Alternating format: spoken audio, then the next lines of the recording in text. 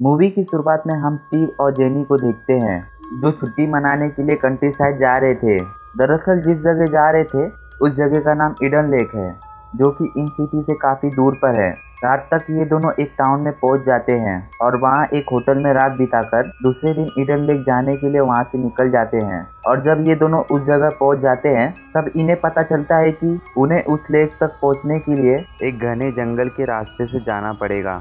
और ये दोनों उस जंगल से होते हुए उस जगह तक पहुंच जाते हैं और अपनी कार को वहीं एक जगह पर पार्क कर देते हैं। तभी रास्ते में इन्हें एक लड़का दिखाई देता है जिसका नाम एडम होता है, जो कुछ कीड़ों को एक बोतल में जमा करके उनकी डिटेल को एक डायरी में नोट कर रहा होता है। जिन्नी उसके पास जाकर उससे बात करने की कोशिश करती है लेकिन वो उसकी किसी भी बात का जवाब नहीं देता। इसके बाद वो दोनों यहाँ से आगे चलते हुए लेक के पास आ जाते हैं। इन लोगों को यहाँ का नज़ारा काफ़ी पसंद आता है और ये दोनों एंजॉय करने लगते हैं। तभी ये देखते हैं कि एडम कुछ लड़के परेशान कर रहे हैं और एडम उनको कुछ बोले बिना वहां से चला जाता है। जिसके बाद जिनी की आंख लग जाती है और स्टीव लेक में स्विमिंग करने के लिए चला जाता है। इतने में एक डॉग आकर जेनी को परेशान करने लगता है जिससे जेनी डर जाती है और ये डॉग वहाँ पे आए उन बच्चों का होता है। अब ये बच्चे जेनी को परेशान करने लगते हैं और स्टीव ये सब देखकर काफ़ी ज़्यादा गुस्सा होता है और वो उन बच्चों के पास जाकर उन्हें ऐसा करने के लिए मना करता है। लेकिन ये सभी बच्चे इसका मजाक उड़ाते हैं। स्टीव अपना वेकेशन को बिल्कुल भी खराब नहीं करना चाहता था, इसलिए वो उनको बिना कुछ कहे वापस जेनी के पास आ जाता है। लेकिन ये बच्चे इसके बाद भी बाज नहीं आते हैं। थोड़ी देर में ये सब यहाँ से चले जाते हैं जिसके बाद स्टीव रात गुजारने के लिए कैंप लगाने की तैयारी करता है और जेनी लकड़ियाँ लाने के लिए चली जाती है। लेकिन तभी जेनी को जंगल की तरफ से कुछ आवाज़ सुनाई देती है, लेकिन जेनी के देखने पर वहाँ पर कोई भी नहीं होता है। रात को जेनी को फिर से फील होता है कि जैसे कि कोई उनको छुप कर देख रहा हो, लेकिन इस बात पर ज़्यादा ध्यान ना देते हुए ये दोनों सो जाते हैं। नेक्स्ट मॉर्निंग जब ये सोकर उठते हैं तो ये देखते हैं कि उनका सारा खाना खराब हो गया है। जिसके बाद ये दोनों खाना लेने के लिए पास के एक टाउन में जाने लगते हैं। लेकिन तभी इनकी कार का टायर पंचर हो जाता है और स्टीव के देखने पर उसे टायर के नीचे एक कांच का बोतल नजर आता है और वो समझ जाता है कि ये इन्हीं बच्चों का काम है। जिसके बाद ये दोनों गाड़ी की टायर को चेंज करके टाउन की तरफ चले जाते हैं। टाउन में पहुंचने पर स्टीव को वही बच्चे नजर आते हैं। जिसके बाद स्टीव अपनी कार से उनका पीछा करता है लेकिन वो सभी बचकर वहां से निकल जाते हैं। इसके बाद ये दोनों एक रेस्टोरेंट में जाते हैं और स्टीव वहां के ओनर से उन बच्चों के बारे में पूछता है और उसे बताता है कि वो बच्चे काफी बदतमीज है। लेकिन रेस्टोरेंट की ओनर उल्टा उसी को सुनाने लगती है, इसलिए स्टीव जेनी के साथ वहां से चला जाता है। तभी रास्ते में स्टीव को एक घर के बाहर उन्हीं बच्चों की साइकिल नजर आती है और वो समझ जाता है कि ये घर उन्हीं बच्चों का है, इसलिए वो कार से निकलकर घर के अंदर चला जाता है। पर घर के अंदर कोई भी नहीं होता। लेकिन तभी उस घर का ओनर वहां आ जाता है। अब स्टीव के पास कोई भी रीजन नहीं होता है घर के ओनर को बताने के लिए कि वो घर के अंदर क्या करने के लिए आया था, इसलिए वो एक खिड़की के बाहर लटकते हुए बाहर निकल जाता है और जल्दी से अपनी कार में बैठकर वहां से चला जाता है। इसके बाद ये दोनों वापस लेक पर आ जाते हैं। यहाँ आने के बाद स्टीव स्विमिंग करने के लिए चला जाता है और जेनी की आंख लग जाती है और जब स्टीव वापस आता है तो वो देखता है कि उनकी एक बैग गायब है जिसके अंदर उनकी कार की चाबी और मोबाइल फोन था। वो दोनों हर जगह उस बैग को खोजने लगते हैं लेकिन उन्हें वो बैग कहीं भी नहीं मिलता। इसके बाद जब ये दोनों उस जगह पे जाते हैं जहाँ उनकी गाड़ी पार्क थी तो वो देखते हैं कि उनकी गाड़ी वहाँ से गायब है। ये देखकर ये दोनों के दोनों परेशान हो जाते हैं। अब इन्हें कुछ भी समझ में नहीं आता है कि इन्हें क्या करना चाहिए, इसलिए दोनों पैदल ही सिटी की तरफ जाने लगते हैं। जब ये दोनों जंगल के रास्ते से होते हुए सिटी की तरफ जा रहे थे तब रास्ते में कोई इनकी कार से इन्हें मारने की कोशिश करता है, लेकिन समय रहते ये दोनों के दोनों उससे बच जाते हैं। ये देखते हैं कि उनकी कार उन्हीं के बच्चों का लीडर चला रहा है जिसका नाम ब्रिट है। इसके बाद ब्रिट गाड़ी लेकर वहां से भाग जाता है। फिर ये दोनों दोबारा पैदल चलने लगते हैं लेकिन चलते चलते इन दोनों को रात हो जाती है और तभी इन्हें जंगल में वही बच्चे नजर आते हैं। स्टीव उनके पास जाता है और उनसे कार की चाबी वापस मांगता है, लेकिन ब्रिट साफ साफ मना कर देता है। जिनी स्टीव को वापस चलने के लिए कहती है लेकिन स्टीव उसकी बात नहीं सुनता है।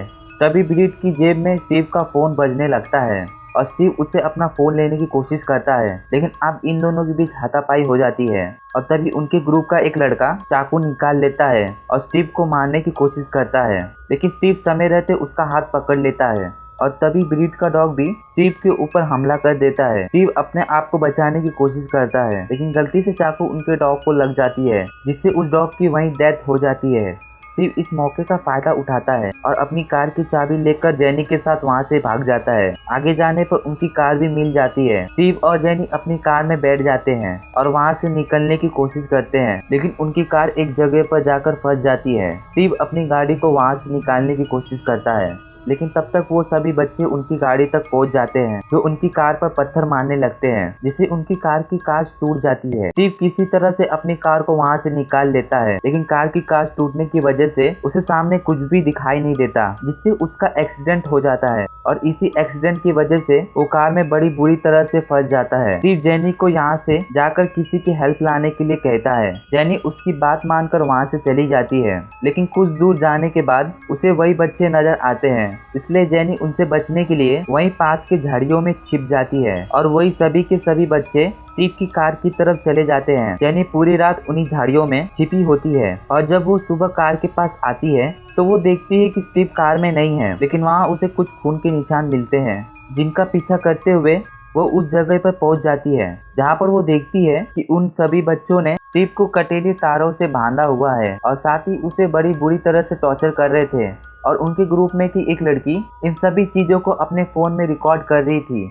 जेनी को स्टीव की ऐसी हालत देखकर काफी दुख होता है, इसलिए जेनी स्टीव को बचाने के लिए अपना फोन का ब्लूटूथ को स्टीव के ब्लूटूथ से कनेक्ट करती है और पुलिस को कॉल लगा देती है, लेकिन स्टीव का फोन ब्रीथ के पास होता है, इसलिए उसे पता चल जाता है कि जिनी आसपास से छुपी हुई है।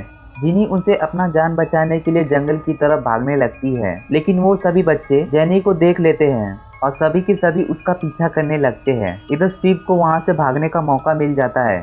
वहीं जेनी भागते भागते एक कैबिन के पास पहुंच जाती है, जहाँ पर उसे एक कैबिन के अंदर एक वॉकी टॉकी नजर आता है, जिसको वो निकालने की कोशिश करती है, लेकिन वो वॉकी टॉकी नीचे गिरकर टूट जाता है और तभी वो सभी बच्चे वहाँ पे आ जाते हैं, इसलिए जेनी उनसे बचने के लिए कैबिन की छत पर छिप जाती है और ये सभी जेनी को चारों तरफ खोजने लगते हैं।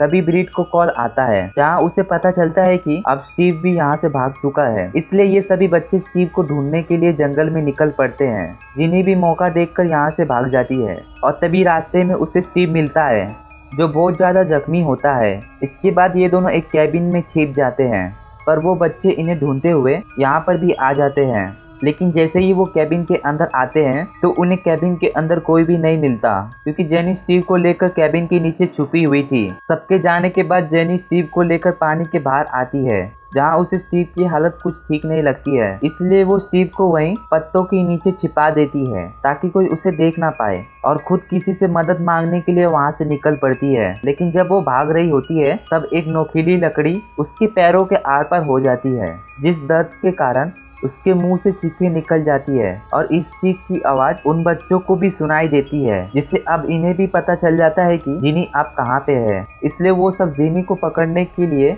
उस तरफ निकल पड़ते हैं। वहीं जिनी को जंगल में एडम मिलता है। जिनी उसे यहाँ से बाहर निकलने का रास्ता पूछती है। एडम उसे अपने साथ यहाँ से ले जाता है, पर रास्ते में वो एक जगह पर आकर बैठ जाता है और अपने मोबाइल से खेलने लगता है। जेनी उसके हाथ में मोबाइल देखकर उसे वो मोबाइल मांगती है, लेकिन एडम मोबाइल देने से मना कर देता है। तभी जेनी उसके हाथ से उसका मोबाइल छीनने की कोशिश करती है, लेकिन इतने में वो सभी बच्चे वहाँ आ जाते हैं और जेनी को पता चल जाता है कि उन सभी को एडम ने ही मैसेज करके यहाँ बुलाया था। असल में एडम भी इनके साथ ही मिला होता है। इसके बाद ये लोग जेनी और स्टीव को लकड़ियों के साथ बांध देते हैं और यहाँ जेनी को पता चल जाता है कि अब स्टीव की डेथ हो चुकी है। ब्रिट एडम के हाथों से उन लकड़ियों में आग लगवा देता है, जिस आग से जेनी की रस्सी खुल जाती है और वो वहाँ से भाग जाती है, लेकिन ब्रिट उसे रोकने की कोशिश करता है और उसे कहता है कि अगर वो यहाँ से भागी तो वो लोग एडम को मार देंगे। ये सुनकर जेनी रुक जाती है, लेकिन तब तक ब्रिट एडम को मार चुका था। जेनी वहाँ से भाग जाती है और भागते भागते एक जगह पर पहुंच जाती है, जहाँ पर उसे जंगल का मैप मिलता है। जेनी उस मैप में जंगल से बाहर निकलने का रास्ता देखने लगती है।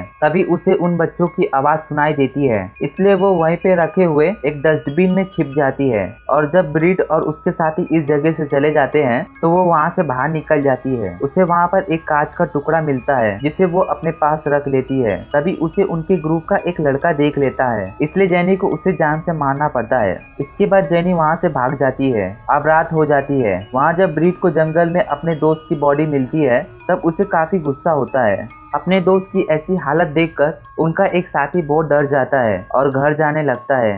ब्रीड उसे मना करता है, लेकिन वो ब्रीड की बात नहीं सुनता है। जिससे ब्रीड को काफी गुस्सा आ जाता है और ब्रीड उसे भी जान से मार देता है। अब ये सब देखकर उनकी वो फ्रेंड काफी ज्यादा डर जाती है और वहां से भाग जाती है। वहीं हम जेनी को देखते हैं जो जंगल से किसी तरह से बाहर निकल जाती है और जंगल के बाहर निकलने पर उसे एक कार दिखाई देती है। जेनी उस कार वाले से हेल्प मांगती है। वो जेनी को गाड़ी में बैठा लेता है, लेकिन जेनी देखती है कि वो कार वाला लड़का उसे जंगल में वापस लेकर जा रहा है। जेनी उसे वापस चलने के लिए कहती है, लेकिन वो उसकी एक भी बात नहीं सुनता और कार को एक जगह पे रोककर किसी को ढूंढने लगता है।